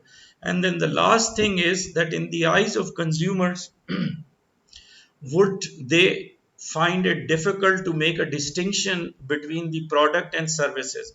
But because our product is more intimate, like people have to have a special need of a niche product, or something which is specific, which is can be differentiated and can be directly understood um, by the consumer by visiting the website. So they can see the courses are different, the need is different, the objective of the course is different, the target market is different. It is again a differentiator. So trademark is a very delicate area. One of the bad things about trademark, and what we have experienced, is that it is very expensive to fight in the court for intellectual property. These type of litigations, may it be copyright, may it be trademark or patents, is very expensive to contest, because the attorney fees is very high. It is very technical, and the attorneys have to be trained in a specialized way, and a lot of times an expert witness has to be used. So that Having said this, patent is the last thing that we have to think about. I want you to go through this chart, and this is in your in your PDF. It is a very good chart to make a quick assessment of what is considered patentable and what is not patentable. And over here, you could see products such as toys, appliances, tools, medical devices, pharmaceutical drugs. These are all patentable because these are technical. These are the things that require special type of process, special type of material, a special type of design work, and a special type of chemistry, for example pharmaceutical drugs, versus artistic creation. Artistic creation can be a painting, sculpture, can be a design of something, but technical designs are different from patentable designs. If you are creating an artistic work, it has to be differentiated, and those artistic work, where would it go? Where would it go? I think it'll go in the copyrights, okay, and not in the patent situation. Similarly, it is defined like software over here is patentable or not patentable. Patentable to a certain extent. Remember, as I told you, there could be a methods innovation, like for example a design of Google search engine initially um, was patented, but the software itself of how, certain softwares like Java, for example, a programming language, is patentable to the extent where the code is designed for a new language or a new technology inside of the software. um, but certain things which are not put in the in writing, or it cannot be proven as a design, or it is merely an idea or something that I mentioned to someone, even if I put it on a piece of paper or I wrote it on a napkin as a concept or a design, people actually take those napkins and designs and take it to the court. I've seen it with my own eyes, saying that this was my idea, and my partner, who is a programmer, who, we agreed that with my idea and with my concept, the other partner, who is a programmer, would be designing the software for it. um, and we decided to go in partnership, and eventually it didn't work out. The guy who could build the software ended up creating something for which, he got famous for and made tons of money, and left this guy out. This guy took this napkin and took it to the court, and so the litigation happened, and it went to an extent where this guy got paid off for the idea. But in the true sense of how the law would treat it, is that this is not considered to be a patentable idea. It is rather a copyright situation, and the guy was told it was copyrighted. And for that reason, there was some compensation that was given to the guy with the napkin and the idea written by hand. So just to give you that sort of, this you can read through. It is on the left, it is saying what are the requirements of patents, what is patentable and what is not. It's a very handy, very important chart.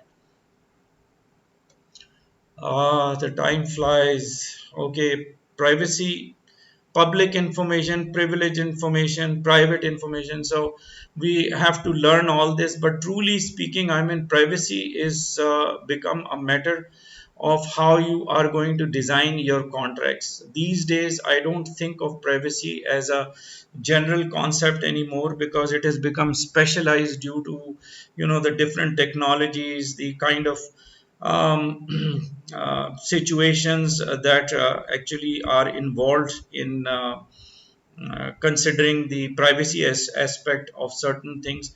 Most of the time, the privacy is given away or handed over because you don't have control over technology, and you are pretty much dependent on technology to get you through.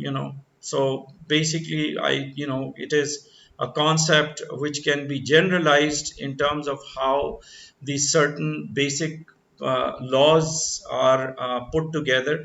Most of privacy laws are primitive, or they're coming from way back, and now they're evolving and they're getting fine tuned and they're changing. The difference in laws, or the different laws that are working, that touches upon privacies, and some of these are actually specifically to do with privacy laws in US, for example, and in Canada. In Canada, we have Canada Privacy Act, which is more coming from way back in 1980s, and of course not much to do with the electronic media. But then there is another act we call PIPEDA, or Personal Information Protection and Electronic Documentation Act. This keeps changing, this keeps evolving, and there is a lot of clauses and details embedded, in there. And those are considered to be general, or considered to be a basis in contesting, infringements of privacy in the court in Canada. But in US, there are other laws that are touching upon privacies, and basically giving away a lot of privacies, or you could say it's more liberal when it comes to privacy in USA. However much we'd like to call it as, freedom of expression, freedom of speech, and so on. But in the laws that are promulgated, especially after 9/11, such as USA Patriot Act, a lot of privacy laws are contested. Even today, giving away a lot of freedom on account of Patriot Act, for example, which is not the case in Canada.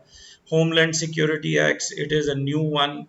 Again, it is a lot of changes in the past 10, 15 years. Children's Online Privacy Act, COPA. So there are all of them. So we are not going to go through all these laws to understand and to figure out what applies when we are talking about the issues of privacy. But generally, we are going to look at what is considered private and what is considered public. In USA, I can get a lot of information that I've mentioned in my book, which is, I guess, I don't know if it's open here. Um, the one that I gave you, Alicia, let me see if I have it opened here. Um, in this book, I was working on this, like the background checks, the due diligence, the amount of information I can get. Like in US, I can get information on medical background, even though it is privileged information, that can only be subpoenaed, or it can be only given to certain segments of the businesses, like insurance companies, or especially who are giving life insurances. They have access to your medical information. But guess what? Under certain loops, if you go through certain loops and hoops, you still be able to get certain pieces of information. So, and then you got, social security numbers. I would be able to get the social security numbers, even the bank accounts, if I want in US. But in Canada, it is nearly impossible to get hold of those type of information. So even though the privacy laws are somewhat similar, and a lot of times it seems more stricter in Canada, in US, but still they are accessible, strict but accessible. So there is irony there. Just coming from my practical way of looking at how I was able to, or sharing my experience.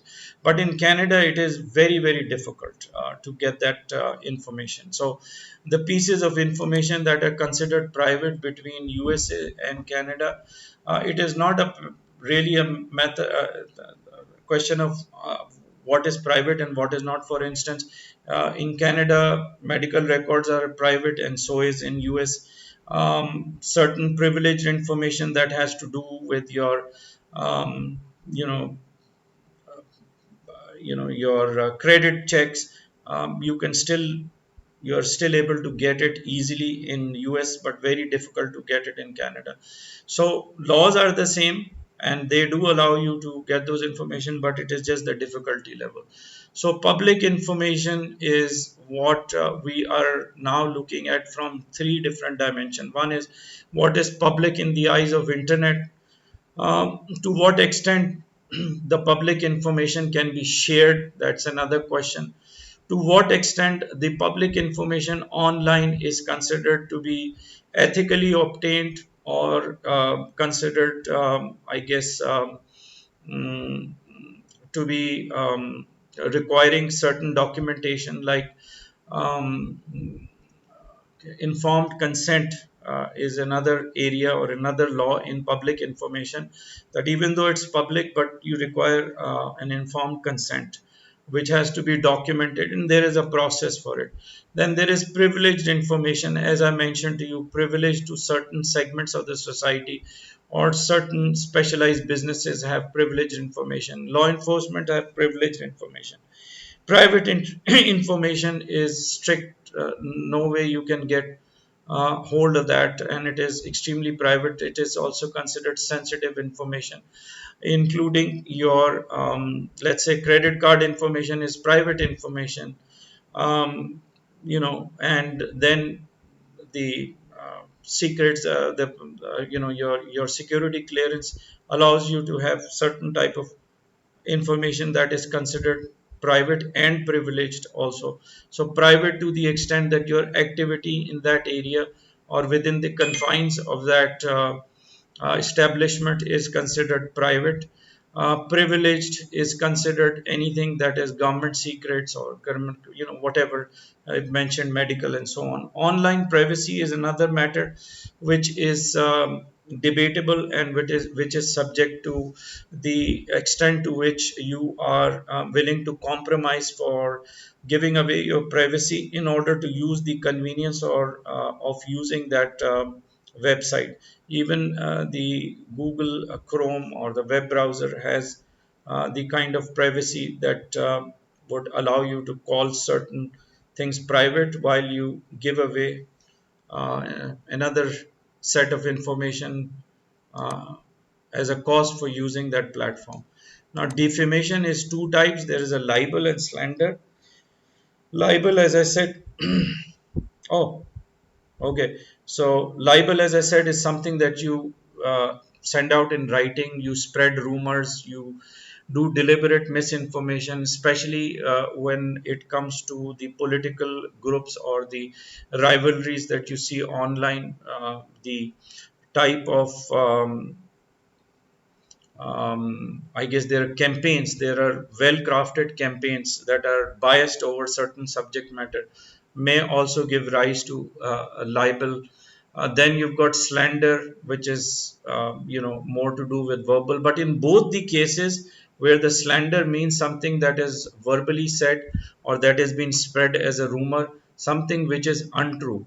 Now, slander would mean that you have to prove in the court of law that someone has done a slander or caused a slander that has affected you in terms of your reputation and impacted you financially. That means it needs to have some sort of damages that you can produce or that you can come up with. In libel situation, there is a proof which says that certain damages has already happened, and for which you can ask the court to put a gag order or a stop order. Or remember, the for some of us there is a cease and desist letter that you have to send out to someone who is going after you for collection reason. And let's suppose that person has delivered a letter for collection to the wrong addresses to your neighbor, and your neighbor comes to know that you owe money or something. Or if the messages are actually mm, left in your answering machine, and somebody has listened to you those messages, or someone picked up the phone and the collection agency says that Mr. So and so owes this much money. When situation like this happen, it is a slander. When someone gets hold of a piece of paper or something that is been misdelivered to your neighbor as a letter. For collection, that is a libel, that is a handwritten note. And now the question whether or not it is true or not true is not important as much as it is of a reputation or causing damages by you know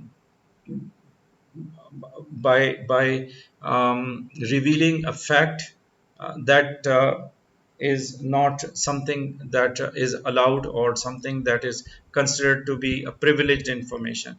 So that is part of the defamation.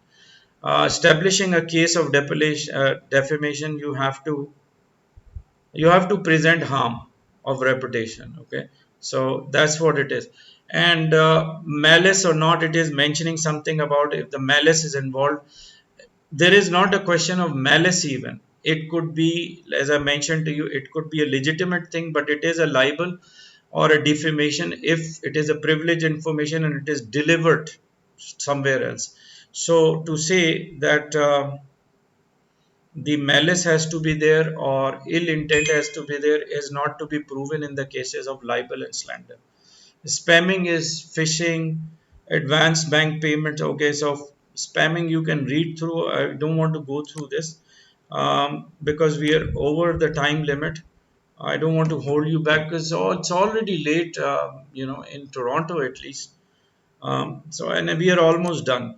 So at the end, in the segment two, you could see that we have case laws. Now that we don't have time to go through them, I leave it for you to go through them, and then tomorrow we would be able to discuss it. I want you to read through them because they will take a little bit of time to read and understand, and then you attempt these questions. And all of you, if you are able to come tomorrow, I will ask you what your opinion is. And it's going to be a more interesting session. We don't have to cover a lot in the question of ethics because we are just going to discuss what is involved in getting information through surveys from human subjects, and that's the most that we have to cover on the ethics of collecting information. So that would take 20 minutes at the top. The rest of the time tomorrow, I think we'll enjoy this part. We will go through the case studies, but it'll be more enjoyable if you would be able to read through these cases, so it won't take too much time for you. Even I will go through them so that we can debate a little bit and see who has what opinions. And this will cover everything we have discussed, all of these cases. We have 1 through 6 of them. So if you don't mind, read through them. So for now, let's just call it a day. I still have time. If you want to ask any questions, feel free to do that. If not, then let's call it an evening. Let's go back and have our food and do our things. If we are done, I'd say bye. If not, quick question, I'm ready for. If no, just put it in the chat. No questions. I'll save anything we have for our discussion tomorrow. Good enough. So let's Thank just continue. you. Thank you. Bye bye. Good night. Good evening. Take Thank care. you. Good Thank you. night. Bye. Bye bye. Bye bye.